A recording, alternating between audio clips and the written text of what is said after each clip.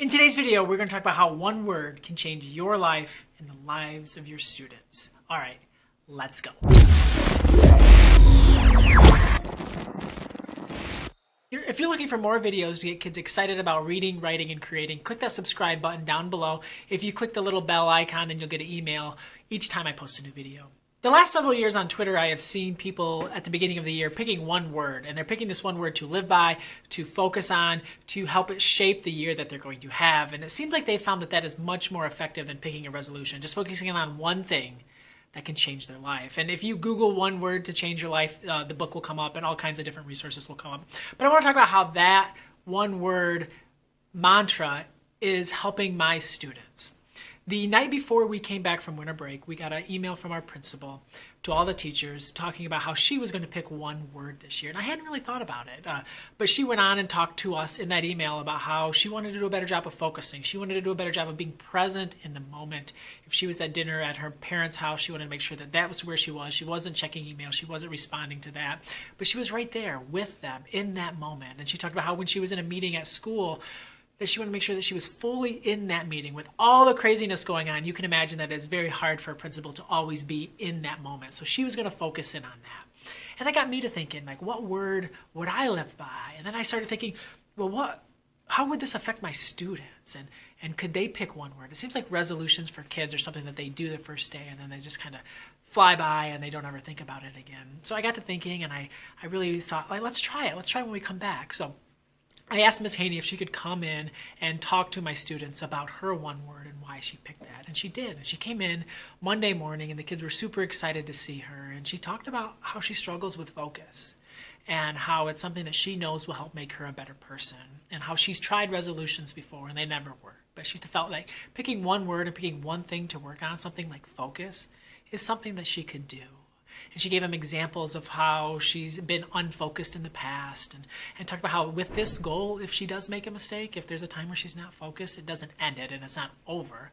She can just continue to work on it, continue to try to be focused. And I think for my students, seeing their principal, seeing the leader of the school talk about a weakness that she has, a weakness that many of them struggle with as well, really opened their eyes and really helped them to see that we all have things we need to work on. And putting it out there and being willing to share something like that can be really powerful. So we got to thinking about what our words could be, and they really spent a lot of time and they brainstormed a list. They started by talking about what it is that they wanted to work on, and from there trying to pick some words that would help them to really, really change their lives this year. And I said, no one's allowed to pick their word today. If you want to pick your word, that's fine, but don't tell me. I don't want anyone to commit today. Go home, take some time, think about it, and then let's come back tomorrow and let's decide on a word. And that's what we did. They went home and they decided on a word and we went around the circle. And if they wanted to share, they could share their word and they could share about why they wanted to do that word, why they wanted to focus in on that skill. And then, we pledged to help each other out. And then from there, they took a index card and they decorated it and put their one word on it and made it look all beautiful and cool and hip. And then we taped those on our lockers. So now when you walk down the hallway in our hall, you'll get to see all of these lockers with the one word that is going to change the lives of our students. From there, we decided to make necklaces. My wife is an educational technology coach here in the county, and she does this cool thing with kids when they're learning about coding, where they write the binary code of their name or some sort of word. And we decided to do it with our one word. So the kids were able to make necklaces based on their one word, and they were wearing them around. Some made them in bracelets. One kid put it on his backpack. It's like one of those backpack hanging things. I don't know what the right word is for that.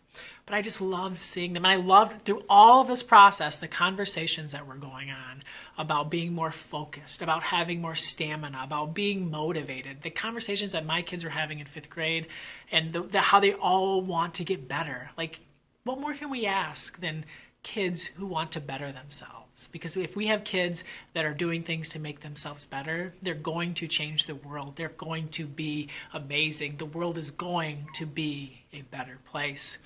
My word, the word that I picked, the word that I discussed with my students and told them about, was gratitude. My word is gratitude. I feel so grateful to have the life that I do. I feel so grateful to have my family. I feel so grateful to have the best job in the world. I get to teach in the school that I went to as a kid. Truly, genuinely my dream job. I have a family. My parents help us so much. We have 5 children and we need help. Like, we want to do things, and it helps to have that support staff and the community that I live in to support Nerd Camp and my bigger community online. Like, I just feel so grateful for where I am. I have a book coming out this year with 44 other authors, The Creativity Project.